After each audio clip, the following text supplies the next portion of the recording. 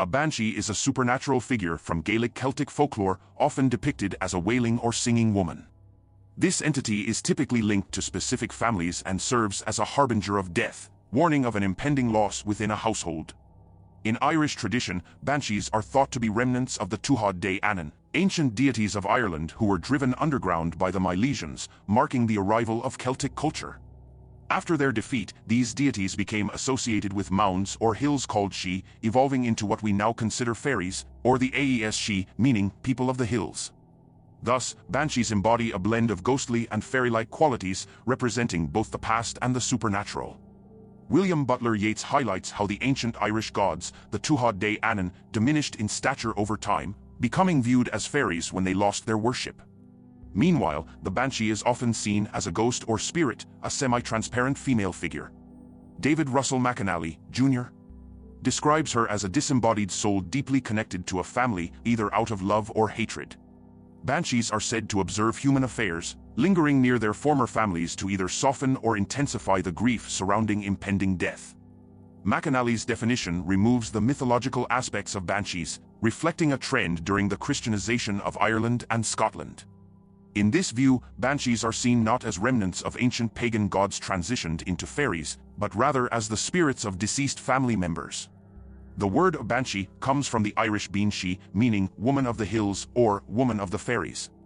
Historian Peter Beresford Ellis notes that banshees are female fairies linked to specific families, warning of death with their wails.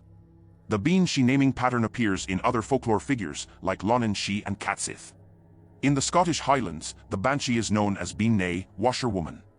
Banshees share similarities with European death figures, suggesting they may have originated as goddesses of life and death. Ellis emphasizes the interconnectedness of Celtic mythologies, with banshees reflecting this shared heritage. One of the earliest accounts of a banshee comes from Lady Anne Fanshawe, who described encountering one while staying at Lady Honor O'Brien's home. She saw a woman in white, with red hair and a ghastly complexion, her body resembling a thick cloud.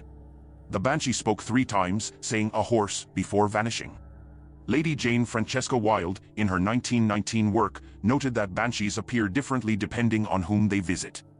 They might take the form of a young, sweet-singing virgin or appear as a shrouded figure lamenting at night. Their size varies, with most descriptions portraying them as short, between 1 and 4 feet, often emphasizing their fairy nature. Elliot O'Donnell agreed with Wilde, stating that banshees exist on a spectrum, from beautiful women to terrifying creatures. This shape-shifting ability aligns with common themes in Irish mythology, where figures transform into various forms. If the banshee originated as an Irish goddess, her ability to change form bridges her identities as ghost, spirit, and fairy, sometimes appearing as a deceased family member. The banshee can alter her appearance and song based on her audience. Contrary to popular belief, her vocalizations are not always horrific.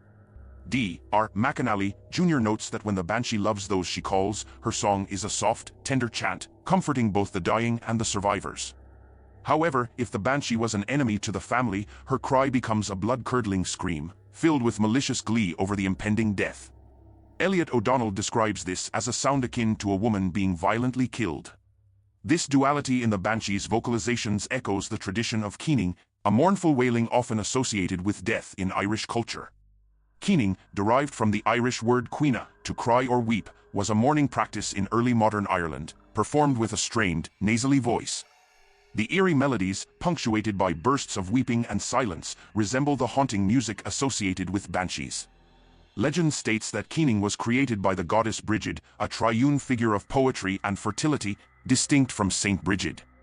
As the daughter of the Dagda, she was significant among the Tuatha Dé Danann, with her festival Imbolc celebrating spring and creativity.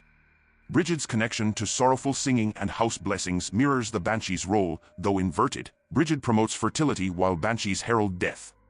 The transformation may trace back to the Second Battle of Moytura, where Brigid lamented her son Ruadhan's death, giving rise to the Keen and possibly the banshee herself.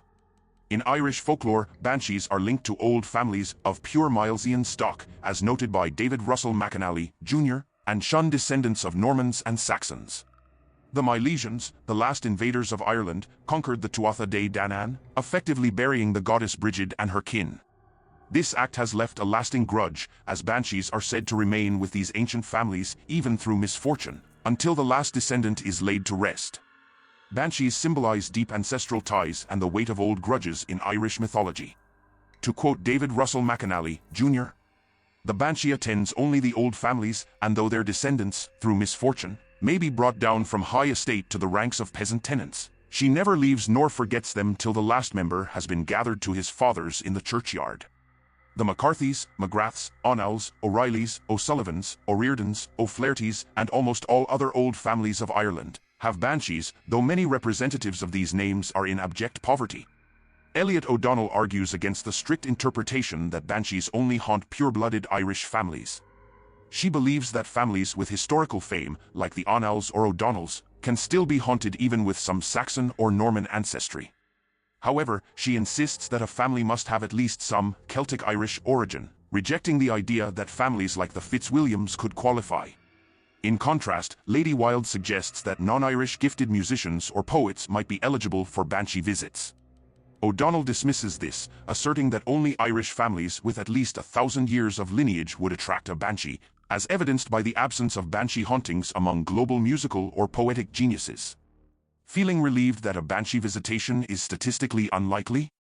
Or bummed that you might never experience one? Good news for the latter, banshees sometimes travel abroad. According to O'Donnell, they accompany the most ancient of Irish families when they move. So, thanks to the Irish diaspora, there could be banshees in the States, Australia, the UK, and beyond. Next time you hear an eerie sound, don't be too quick to blame the wind. Don't forget to